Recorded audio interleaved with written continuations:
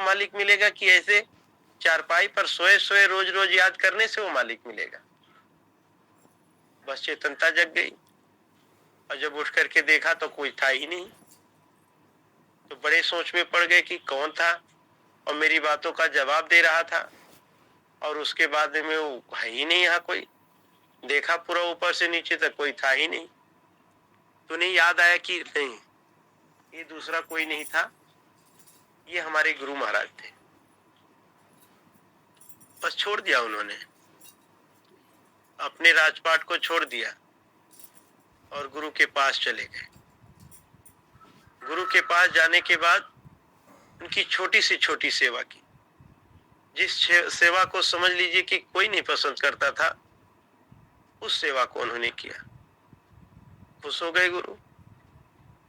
ये सोच लीजिए कि गुरु को खुश करने का एक माध्यम है कि सेवा करो। बिना सेवा के न सुमरन होगा, न ध्यान होगा, न ही भजन होगा। इसलिए हमेशा एक ललक अपने समझ लिए चित्त में बसाकर रखना चाहिए कि गुरु की सेवा हमको करनी है। अब ये तो जरूरी नहीं है कि हम आप गुरु के ही पास रहने लगे, क्योंकि गृहस्थ आश्रम की भी जिम्मेदारियां हैं, बच्चों की जिम्मेदारियां हैं, परिवार की जिम्मेदारियां हैं, नाते रिश्तेदारों की जिम्मेदारियां हैं, उनको भी हमको देखना है। लेकिन मालिक ने कहा कि तुम इतना उसमें मत फंस जाओ कि तुमको थोड़ा भी समय न मिले। जैसे अभी देखो पूज्य महाराज जी का कार्यक्रम महात्मा बुद्ध की नगरी में, समझ लीजिए जहां उनकी कर्म भूमि थी, वहां होने वाला है। और इतने सेवादारों की वहां आवश्यकता है कि जिसका वर्णन नहीं किया जा सकता है, क्योंकि इतना भव्य कार्यक्रम होने वाला है। वहां पर मालिक आने वाले हैं। समझ लीजिए कि मंच बनाना है, ग्राउंड सफाई करना है, झंडे पोस्टर लगाने हैं, और समझ लीजिए कि लोगों के आने की व्यवस्था करना है, रहने की व्यवस्था करना है। और हमको आपको अपने घर से ही फुर्सत नहीं मिल रहा, तो क्या सेवा करेंगे हम? ये तो नहीं है कि हम हमेशा महाराज जी के चरणों में रहें। हमेशा हम उनको समझ लीजिए कि उनके कपड़े तो नहीं धो सकते हैं, ये समझ लीजिए उनको रोटी बनाकर तो नहीं दे सकते हैं, उनके पैरों को तो नहीं दबा सकते हैं, लेकिन गुरु की सेवा। इसलिए मालिक ने कहा कि संगत ही गुरु है और गुरु ही संगत है। तो वहां कौन आएगा? हम आप सोचे कि हमारे आप जैसा कोई आदमी जाएगा, तो ये हमारी आपकी सोच अलग है।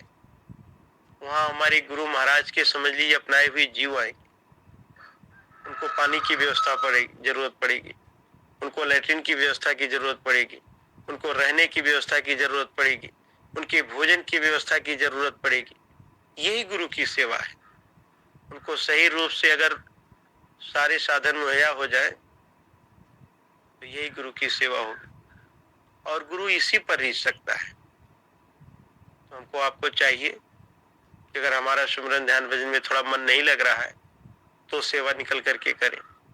अगर समझ लीजिए कि हम गुरु की सेवा, उनके कपड़े नहीं धो पा रहे हैं, उनको भोजन नहीं बना के खिला पा रहे हैं, उनके पैर नहीं धो पा रहे हैं, तो चलो थोड़ा सा अपनी इसी गृहस्थ आश्रम से समय निकाल करके, और समझ लीजिए कि 2 ही दिन 4 ही दिन निकल करके हम सेवा करें, जिससे हमारे कर्म धुले।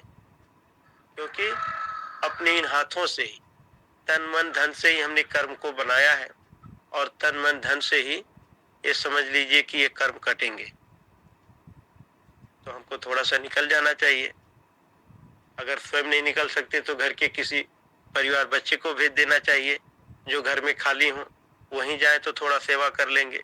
क्योंकि समझ लीजिए इतना बड़ा ग्राउंड है कि उस ग्राउंड में समझ लीजिए कि लोग सिर्फ शौच के लिए ही जाते थे, और इतनी गंदगी थी उसके अंदर कि ये समझ लीजिए कि वो धन्य है नेपाल के हमारे प्रेमी, कि जिन लोगों ने उस ग्राउंड को ऐसा चमका दिया है कि आपसे हम क्या बताएं। उन लोगों से देखने के बाद, मिलने के बाद पता लगता है कि सेवा कैसे की जाती है और कैसी सेवा होती है। तो हमको थोड़ा सा निकल जाना चाहिए, क्योंकि ऐसे बार बार मौके आते नहीं है कि समझ लो कि हम आप मालिक की सेवा कर पाए। और ये तो अंतर्राष्ट्रीय कार्यक्रम है, देश विदेश से लोग आएंगे, न जाने किसके कैसे कर्म कर्जे हमारे आपके हैं, और समझ लीजिए किसी सेवा से कट सकता है। तो नहीं निकल पा रहे हैं लोग, तो हमको आपको निकलना चाहिए। और मैं ज्यादा क्या कहूँ, बस मैं तो यही सौभाग्य अपना मनाता हूँ कि जब से ये लिंक शुरू हुआ है, आप लोग बराबर जुड़ रहे हैं, बराबर आप लोगों के जरिए ही मालिक की याद आ रही है, और समझ लीजिए कि नित्य नियम से जो मालिक का आदेश है सिमरन ध्यान भजन का, समझ लीजिए कि वो हम आप कर पा रहे हैं। तो मैं तो कुछ ज्यादा कहने की इच्छा में नहीं हूँ, लेकिन जो भी हमारे बहराइच के प्रेमी है जुड़ते हैं, या समझिए गोंडा बस्ती, श्रावस्ती या बलरामपुर, तो मेरी वो साफ आप लोगों से यही प्रार्थना है कि थोड़ा सा अपने इस गृहस्थ आश्रम के मोह को छोड़ करके और थोड़ा सा आप लोग सेवा कर लीजिए। सेवा करने से ही समझ लीजिए कि अपने कर्म कट सकते हैं। तो अभी तो एक पुस्तक पढ़ने का समय है, गुरु महाराज के अनमोल वचन आप लोग जरूर सुनिए और उनको अपने चित्त में जगह दीजिए। जय गुरुदेव। पुस्तक का नाम है सदगुरु का पत्र साधक को। आप लोग बड़े ध्यान से मालिक के इन वचनों को सुनिएगा, क्योंकि ये वही वचन है जो इस दुनिया की मोहजाल से हमको अलग कर सकते हैं। क्योंकि अगर ये वचन हम भूल जाएंगे तो हमारा आपका काम नहीं बन सकता। ये समझ लीजिए कि ग्राउंड में ही जाकर सिर्फ सेवा करने की बात नहीं है। ये समझ लीजिए कि इतना बड़ा कार्यक्रम हो रहा है, अगर आप मान लो ग्राउंड में नहीं जा सकते हो तो नए नए प्रेमियों से मिलो। आपके जानने वाले इतने लोग हैं, उनको प्रेरित करो कि हमारे गुरु महाराज आ रहे हैं, आप लोग चलिए, नामदान लीजिए, उनको मनुष्य जीवन की महिमा बताइए। धीरे धीरे नहीं बोलने आता है तो पेड़ों को सुनाइए, पेड़ों को बोल करके सीख लीजिए, क्योंकि वो न सुनेगा, वो जवाब ही नहीं देगा कुछ। अच्छा कहोगे तो भी, बुरा कहोगे तो भी। और हम क्या अच्छा कहते बुरा करते हैं, बोलने के बाद अगर उस पर मंथन करें, विचार करें, तो हमें भी पता लगता है कि हमने क्या गलत कह दिया। तो उन्हीं पेड़ों को सुनाइए। आपके घर में टेबल है, उसी को सुनाइए। आपके घर में समझ लीजिए टीवी रोज सुनाती, तो उसको सुनाइए। किसी चीज को एक माध्यम बनाइए और उसी को सुनाइए। बस आपको बोलने की प्रैक्टिस हो जाएगी, 2 दिन में हो जाएगी, 2 घंटे में हो जाएगी कि हम इतनी बातें कर सकते हैं। क्या होता है कि अपने वचनों को बिटोर करके रखना चाहिए। जब हम बहुत सारी बात करने में लग जाते हैं तो नहीं पता लग पाता कि मैं कहाँ से शुरू करूं, कहाँ से खत्म करूं, और सारी बातें बिखर जाती हैं।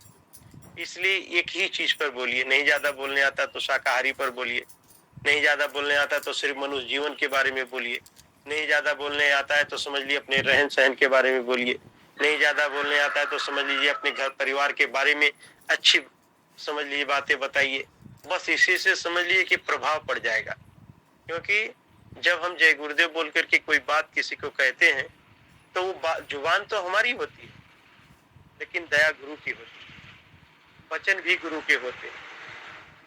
तो हम ऐसे प्रचार कर सकते हैं, क्योंकि वहां समझ लीजिए कि बहुत अच्छा ग्राउंड हो जाए, समझ लीजिए बहुत अच्छे खाने पीने की व्यवस्था हो जाए, लैट्रिन बाथरूम की व्यवस्था हो जाए, माइक लाउड स्पीकर की व्यवस्था हो जाए, अच्छी लाइट की व्यवस्था हो जाए, लेकिन लोग जाएंगे नहीं तो किस काम का है।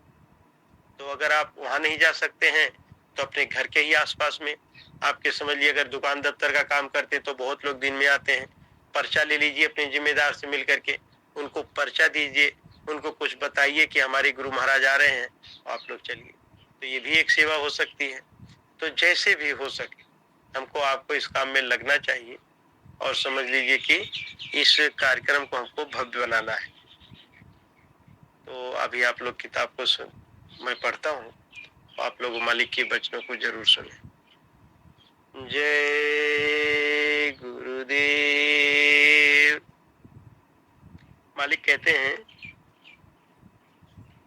जब तुम्हें नामदान मिल गया है तो अब यह तुम्हारा काम है कि अपने बिखरे हुए ध्यान को एकाग्र करो। और शरीर तथा इसके अंगों से ध्यान को समेटकर अपने अंतर में, यानी दोनों आंखों के पीछे तीसरे तिल में ले जाओ और वहां ठहराने की कोशिश करो। जब तीसरा तिल तुम्हारे ध्यान का निवास स्थान बन जाएगा, तब शब्द धुन जो आसमान के ऊपर से आ रही है, ऊपर की ओर खींचेगी।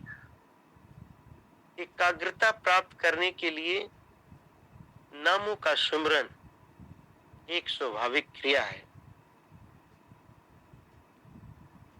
प्रत्येक आदमी बोलकर या मन ही मन अपने जीवन के कामकाज की बातों के सुमरन में लगा रहता है। बस इस अभ्यास में दैनिक जीवन के दिनचर्या संबंधी शब्दों के बदले रूहानी यात्रा संबंधी शब्दों को सुमरन कराया जाता है। शरीर तथा अंगों से ध्यान का तीसरे तिल में सिमटना भी कोई नया काम नहीं है। हर एक आदमी जब सोने लगता है, तब वह जानबूझकर या अनजाने में अपने ध्यान को तीसरे तिल में लाता है, परंतु ध्यान वहां ठहरने के बजाय कंठ चक्र यानी नाभि चक्र में गिर जाने देता है। हमारे अभ्यास और इस क्रिया में यही फर्क है कि हम ध्यान को तीसरे तिल में ठहराने की कोशिश करते हैं और उसे नीचे नहीं गिरने देते। तुम अपने अभ्यास में लगे रहो। भजन ध्यान सुमरन में नागा नहीं होना चाहिए। कुछ दिनों तक बराबर अभ्यास करते रहने से सफलता मिलने लगेगी और जीवात्मा ऊपर के लोकों का सफर करना प्रारंभ कर देगी। तुम जब सत्संग में आ गए, पूरा गुरु मिल गया और नामदान भी मिल गया, तो नाम की कमाई में लग जाओ। संसार की चिंताओं को छोड़कर भजन में लग जाओ। अपने को दीन समझोगे, सबसे छोटा समझोगे, तभी सफलता मिलेगी। संत मत का मार्ग दीनता का है। जो दीन हो जाता है, मालिक उसी पर दयाल हो जाता है। जब वह सत्य है कि हमको मरना है, जब यह सत्य है कि हमको मरना है, यहाँ से जाना है, आपस में टकराव और लड़ाई झगड़ा क्यों? इसके विपरीत हमें चाहिए कि हम आपस में प्रेम से रहें। नित्य नियम से भजन करोगे तो बुराइयां धीरे धीरे खत्म होने लगेंगी। गुरु के वचनों की प्रधानता रखोगे, काल के किसी भी दांव का असर तुम पर नहीं होगा। सदा चुस्त और चालाक रहो। मन काल का नुमाइंदा है, इससे सदा सावधान रहने की जरूरत है।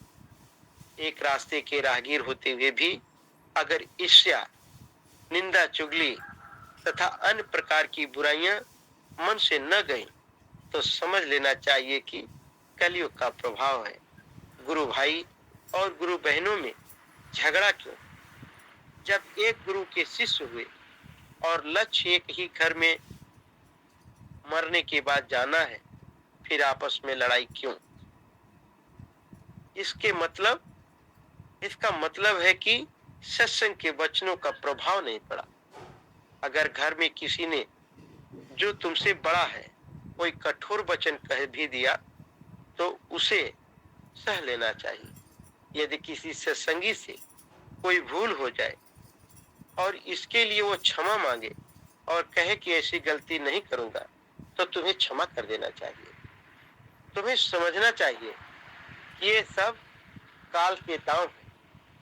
दुनिया में तो सबको यह तंग करता ही है।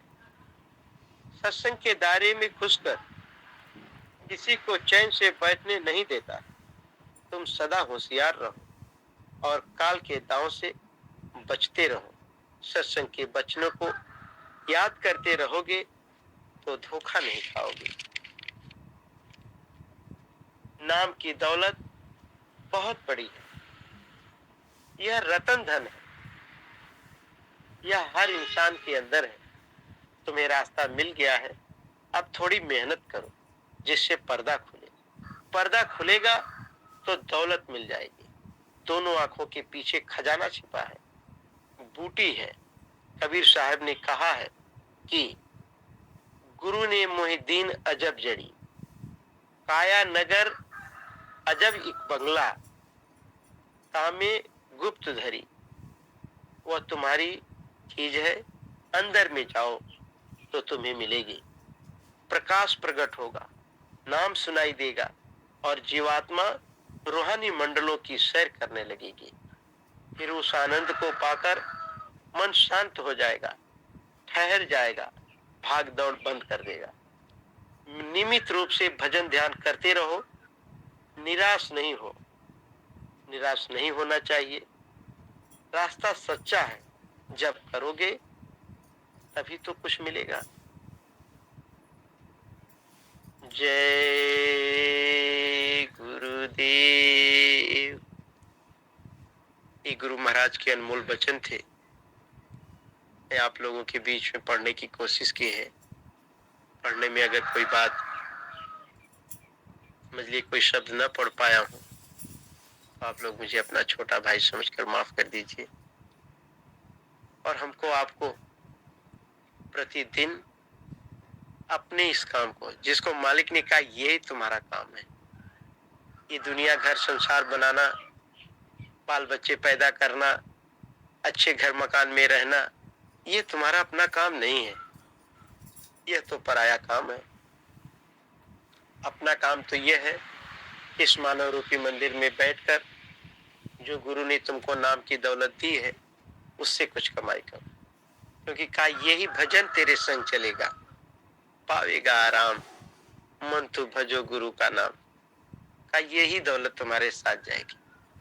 तो हमको आपको चाहिए कि इसमें भी कमाई करें और जिनके साथ हमारा लेना देना कर्मों का है उनके साथ भी प्रेम मोहब्बत से रह करके और बस धीरे धीरे कर्जे कट जाए। गुरु महाराज ने सत्संग सुनाते हुए कहा कि समझ लीजिए कि एक लड़की होती है, तो वो समझ लीजिए अपने घर में वो सबसे प्रेम से रहती है। क्यों रहती है? कि उसको दुनिया से कोई मतलब नहीं रहता। उसको ये पता रहता है कि एक दिन मुझे इन सब को छोड़कर जाना है, एक दूसरे घर को हमको अपना बनाना है, वहां के लोगों में हमको प्रेम भरना है। तो उस प्रेम को हमेशा बचा कर और समझ लीजिए रखती है। और जब वो दूसरे घर जाती है तो कुछ ही दिन में वहां के सभी लोगों को अपना बना लेती है। घर में कोई भी कुछ डांट दे, कोई भी भाई कुछ कह दे, पर उसका प्रेम उनके लिए कम नहीं होता है, क्योंकि वो जानती है कि एक दिन मुझे इनको छोड़कर जाना है। कहा ऐसे ही तुम दुनिया में रहो। इस बात को हमेशा याद रखो कि तुम्हें इस दुनिया से एक दिन जाना है। माँ को छोड़कर जाना है, पिता को छोड़कर जाना है, भाई को छोड़कर जाना है, घर मकान को छोड़कर जाना है, खेती दफ्तर को छोड़ करके जाना है। जो भी साजो सामान मेरी आंखों से दिख रहे हैं, इन सब को छोड़कर जाना है। तो फिर लड़ाई झगड़ा क्यों? इनसे ईर्ष्या द्वेष क्यों? कोई भी हो, चाहे वो नाते रिश्तेदार हो, चाहे वो अपने पटीदार हो, चाहे वो अपने घर का कोई सदस्य हो, सबसे प्रेम से रहना चाहिए, किसी की बुराई नहीं करनी चाहिए। तो देखो धीरे धीरे समय आप लोगों के साथ जुड़ने से पता नहीं लगता है कि यह समय कैसे बीत गया। तो समय तो चलेगा ही। समझ लीजिए कि हम आप भजन नहीं करेंगे, हम आप सुमरन ध्यान भजन पे नहीं बैठेंगे तो सांसों की पूंजी भी ऐसे जा रही है। जैसे हम आप बैठे 3 घंटा बीत गया, ऐसे सांसों की पूंजी भी जा रही है और एक दिन ये भी खत्म हो जाएगी। तो समझ लीजिए कि हमको आपको अपने काम में लगने की बेहद जरूरत है। बराबर याद रखने की जरूरत है कि मौत आ रही है, अगले ही पल कब आ जाएगी मालूम नहीं। तो हमको आपको बहुत तैयारी से और बहुत होशियारी से रहना है, क्योंकि हम सब एक ही राह के मुसाफिर हैं। एक ही हमारा पिता है, एक ही हमारा घर है और एक दूसरे के सहयोग से, गुरु की दया से हम अपने घर जा सकते हैं। देखो हम चले गए थे, मालिक की दया से थोड़ा सा समय मिल गया था। समय क्या मिला था, वो मालिक ने ही दया किया था। नहीं तो दुकान पे इतना काम है कि समझ लीजिए कि फुर्सत ही नहीं है, और इसमें 3-4 दिन निकालना तो बड़ा कठिन है। लेकिन गुरु महाराज की दया हुई और मैं चला गया, तो लिखने का सौभाग्य मुझे मिला। तो ये समझ लीजिए बहराइच से लेकर के और ये बलरामपुर वाली रोड पर जो गई है, इंटरनेशनल हाईवे जो है, तो उस पे लिखाई हम लोगों ने किया है। आप लोग जाएंगे तो आपको देखने को मिलेगा। तो ये गुरु महाराज की दया थी। और मैं अपने फूफा जी का समझ लीजिए कि आभारी हूँ कि पिता के समान हमेशा प्यार देते हैं, और जब भी कोई बात होती, कहीं जाना होता है, तो आप लोगों को जोड़ करके रखते हैं। ये पिताजी का समझ लीजिए कि फूफा जी का पिता के समान प्रेम है। तो ऐसे ही हमको आपको इस प्रेम में बंध करके रहना है, और बराबर अपने घर में इतना मेहनत करो कि समझ लीजिए कि जाने के बाद उन लोगों को वही चीज याद आए। कि ऐसा नहीं कि जीते जी भी समझ लीजिए लोग नफरत कर रहे हैं, मरने के बाद भी नफरत करें। सबकी सेवा करो, भाई बहन, माता पिता, पति पत्नी, सबकी सेवा करो, और बराबर अपने गुरु को याद करते रहो। जैसे होता है ना, कीचड़ जो कमल होता है ना, कितना साफ सुथरा होता है, लेकिन वो खिल जाता कीचड़ में जाकर के। बस ऐसे समझ लीजिए, जो घर में भजन नहीं कर रहा, गुरु की बातों को ध्यान नहीं रख रहा, और समझ लीजिए कि दुनिया के विषयों में लिप्त है, तो ये कीचड़ के समान ही है, और उसी में हमको कमल बन करके खिलना है। इस बात को हमें बराबर याद रखना है। अब बस हमारे समझ लीजिए आचार विचार से अगर उनके प्रारब्ध जग जाएंगे, तो कभी वो भी मालिक के पास चले जाएंगे। तो आज का सिमरन ध्यान भजन का कार्यक्रम संपन्न हो रहा है। 4 मिनट लेट हो गया था। हम सोच रहे थे कि फूफा जी लिंक डालेंगे, लेकिन फूफा जी ने नहीं डाला, क्योंकि रात को आया मैं तो बहुत देर हो गया था, तो फूफा जी से बात नहीं हो पाई थी। तो मैंने 2-3 मिनट इंतजार किया और उसके बाद लिंक डाल दिया। तो मैं इसके लिए फूफा जी से समझ लीजिए कि क्षमा प्रार्थी हूँ कि आपसे बिना पूछे मैंने लिंक डाल दिया था, और इसके लिए आप मुझे क्षमा कर दें। मेरे कहने सुनने में कोई भी भाई बहनों को लग गई हो तो आप मुझे। जय गुरुदेव भैया, जय गुरुदेव। जय गुरुदेव फूफा जी। अरे महाराज जी, मैं बहुत शर्मिंदा हूँ। आज मैं 2 बजे जग जाता हूँ जी। आज जल्दी जग गया। असल में कल रात को मीटिंग हुई, मालिक की ऐसी कुछ दया हो गई महाराज जी की कि आपके कार्यक्रम के यहाँ पर प्रचार प्रसार इसके सब चर्चा होते हुए भी अचानक रायबरेली का कार्यक्रम मिल गया। जी जी। और उसकी रही मीटिंग। जी जी। उसमें काफी समय हो गया। तो और फिर जब जगा तो हमने कहा कि तो जल्दी हम उठ पड़े 2 बजे पहले। जी। तो हम अभी टाइम है, हम चलो अलार्म लगा देते, हो ना हो कि मैं सो जाऊं। जी। हमने अलार्म लगा दिया उसका 2:30 बजे का, और वो लग गया 3:30 बजे का। हो गया धोखा। तो भैया मैं सो गया, और जैसे 3:30 बजा तब मालूम पड़ता हमको कि मतलब हमारे ऊपर कोई बहुत बड़ा पहाड़ टूट पड़ा हो।